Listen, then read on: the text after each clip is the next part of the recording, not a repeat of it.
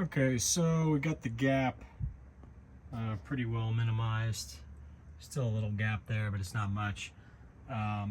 So we took some more material out of that pad that the leg is sitting in, and so it's under compression, but it doesn't have a ton of weight on it right now. But anyway, what I'm probably gonna do is I'm probably gonna round off the edges to that pad. I'm gonna take it back out real quick and go just round the edges with the router on the bottom side, even.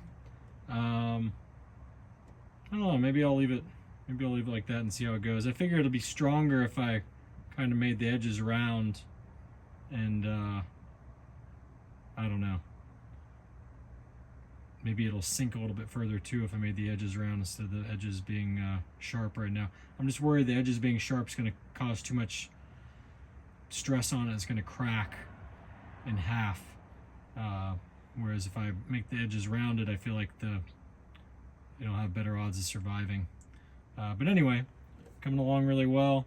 So now I just got to mount this guy here to that. So I'll use like an L probably to do that. And you know, like on the inside there where you can't see it. So there'll be an L that goes from here down on the back side of that. Using one of the real big heavy duty ones. So I'm debating doing that. I'm also debating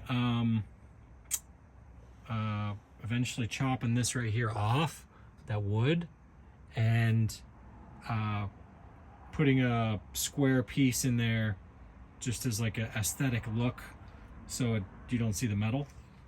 I'm thinking about doing that. And of course I'd route that square piece of wood the same way that is, where it would be flush up against there and go all the way up to the top, and you wouldn't be able to see the metal. The metal would be concealed, but it would just be for show. The metal's what's holding the weight. The wood would just be for show. So thinking about doing that, but other than that, pretty content with where this is going. So right now I've only got the one screw through there. What I'm thinking about doing is, let's see if I have any of them out here, what I'm talking about. You know those spiky things that could join two boards together when you're building a house? I'm thinking about just putting one of those spiky things on the underside of that to join those, and then the pressure would keep it against there, and that way I don't have to use another bolt. Like that bolt there, in the grand scheme of things, is kind of like centered on everything, like it's keeping it tight everywhere. But I feel like if I just put one of those spiky things under there and could join those two and hammered it in, it'd be good to go. You'd never have to worry about that coming apart.